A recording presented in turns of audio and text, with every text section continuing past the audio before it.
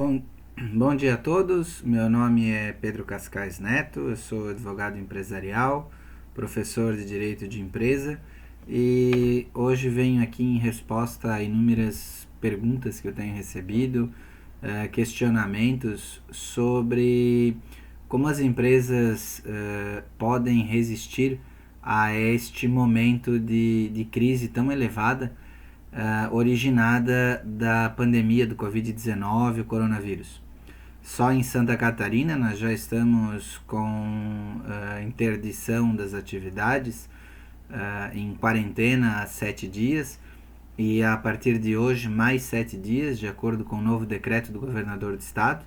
Então serão 14 dias de atividades cessadas em grande parte do nosso comércio e indústria. A indústria, a partir desta semana, vai trabalhar só com 50% da sua capacidade e o comércio integralmente fechado. Só algumas atividades especiais, consideradas essenciais, é que continuam a poder funcionar. Isso, inevitavelmente, vai nos levar a uma condição de crise muito acentuada e de inevitável inadimplemento de obrigações, de atraso nos pagamentos. E o que pode ser feito numa situação como essa? Nós temos uma teoria chamada teoria da imprevisão, que ela está disposta no artigo 478 até o 480 do Código Civil, que trata da cláusula rebus sic stantibus. O que é isso? Teoria da imprevisão é aquela condição em que num momento excepcional, numa situação irresistível, inesperada, o contrato acaba por ficar desequilibrado financeiramente. Então seria uma situação muito excepcional, algo que não teria como ser previsto. O caso típico atual do coronavírus. Ninguém poderia imaginar que nós passaríamos uma pandemia da gravidade como esta, poucas vezes vista na história, em que praticamente o mundo inteiro parou. O mundo inteiro está em quarentena, mesmo os países mais importantes, os países cuja indústria é mais forte, também estão parando. E então, o que acontece? As empresas que foram atingidas pelo coronavírus, ou seja, tiveram as suas atividades afetadas, e esta atividade afetada impossibilita o cumprimento de uma obrigação, a estes, especialmente, pode ser invocada a teoria da imprevisão. Esta teoria da imprevisão, no entanto, não pode ser invocada a quem já tinha uma dificuldade anterior, a quem já tinha um problema anterior, e utiliza-se da pandemia como uma desculpa para o inadimplemento de uma obrigação. Isso não é possível. O que é que a teoria da imprevisão prevê? Ela prevê a possibilidade de rescisão dos contratos sem ônus. Seria, portanto, uma justa causa para que eu rescindisse o contrato. Tudo isso, obviamente, fique claro, no âmbito civil e empresarial. A regra da teoria da imprevisão não se aplica desta forma nas relações trabalhistas. As relações trabalhistas dispõem de normas próprias, normas especiais previstas na consolidação das leis do trabalho. Então, voltando ao aspecto civil e empresarial. Se eu invocar a teoria da imprevisão, o que eu posso fazer? Eu posso rescindir o contrato sem precisar pagar multa, sem precisar pagar ônus pelo desfazimento deste contrato. Também há uma outra teoria que pode ser invocada, que é a teoria da força maior, prevista no artigo 393 do Código Civil, que é aquela condição em que, por uma força irresistível, uma força imprevisível, uma força maior do que aquela passível de controle do próprio inadimplente, ele acaba sendo obrigado a pagar juros, multas, acaba tendo o vencimento antecipado das suas obrigações no caso de inadimplemento. Então, invocando a teoria da força maior, eu fico isento de pagar os efeitos da mora. Eu fico isento dos efeitos da mora, ou seja, não pode haver nem vencimento antecipado das obrigações, nem aplicação de multa, nem aplicação de juro. Então, são dois institutos diferentes, mas muito semelhantes. O da força maior, previsto no artigo 393 do Código Civil, que é aquele que me isenta dos efeitos da mora.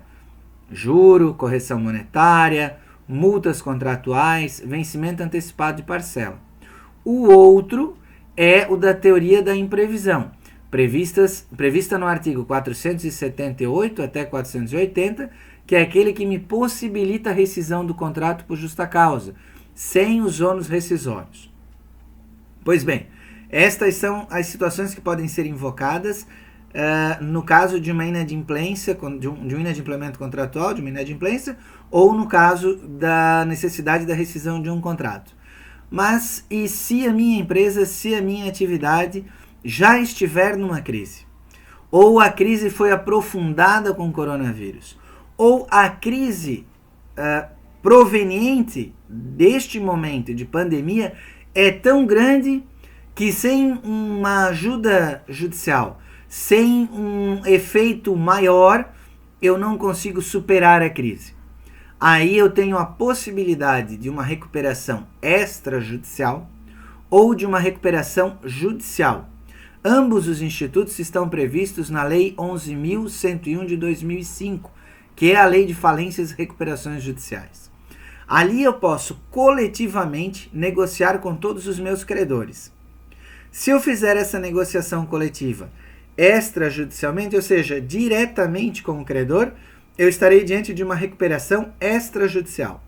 Na recuperação extrajudicial, eu só posso negociar créditos quirografários, ou seja, aqueles créditos provenientes de contratos, títulos de crédito, obrigações comuns. Não entram, ou seja, não participam de uma recuperação extrajudicial.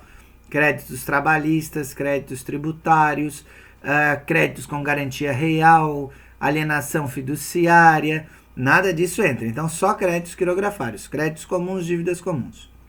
Se eu quiser fazer algo mais grave, algo mais sério, algo que cause um efeito mais forte, eu posso me valer de uma recuperação judicial. A recuperação judicial é aquilo que antigamente nós tínhamos na figura de uma concordata. Esta recuperação judicial pode tratar de todos os tipos de créditos, inclusive trabalhistas, garantia real, quirografários, créditos de micro e pequenas empresas, mas não entram na recuperação judicial créditos relativos a dívidas tributárias, ou seja, créditos tributários, e nem créditos por alienação fiduciária. Lembrando que a alienação fiduciária é diferente de garantia real. A garantia real é hipoteca, penhor, enquanto a alienação fiduciária é aquela em que eu tenho uma propriedade quase que compartilhada com o banco, uma propriedade em alienação fiduciária. Na recuperação judicial e na extrajudicial, eu crio um plano de recuperação. Neste plano eu desenvolvo formas de superação da crise. E nestas formas eu posso ter, por exemplo, a instituição de carência, a redução do débito, a prorrogação, um parcelamento mais alongado, suspensão de juro, de multa, de correção, a alienação, ou seja, a venda de algum bem da empresa. Enfim, a criatividade é o limite para que se componha num plano de recuperação. A exceção prevista no plano é, por exemplo, a de caráter trabalhista, os créditos trabalhistas. Estes necessariamente precisam ser pagos em até 12 meses, mais estes 12 meses contados a partir da aprovação do plano. E quem aprova o plano? O plano é levado a uma aprovação em Assembleia Geral de Credores. Então, o juiz de direito, quando ele defere o início da recuperação, ou seja, quando eu peço a recuperação, imediatamente o juiz suspende todas as minhas dívidas, todas as minhas execuções, todas as ações, tudo fica suspenso. Neste período de suspensão, que é de 180 dias, eu elaboro o plano de recuperação e ponho este plano de recuperação à análise, à aprovação dos credores numa Assembleia Geral de Credores. Se o plano for aprovado, ele passa a ser algo semelhante a uma grande confissão de dívida. Na verdade, ele é uma readequação do passivo. A partir desta readequação do passivo, eu cumpro o que lá está determinado. Se o plano for modificado, ele pode ser modificado, os credores podem sugerir alterações, eu levo a modificação, trago a uma nova votação numa nova Assembleia. Agora, se o plano for rejeitado, e esse é o risco da recuperação judicial, é decretada a falência da empresa. Lembrando que nem toda recuperação é um bem, nem toda falência é um mal. Só vale a pena uma recuperação judicial ou extrajudicial nas atividades que tenham condições de recuperação. Aquelas que não tenham condições de recuperação, é mais prudente organizar o encerramento das atividades. E uma das formas previstas para encerramento é a própria falência.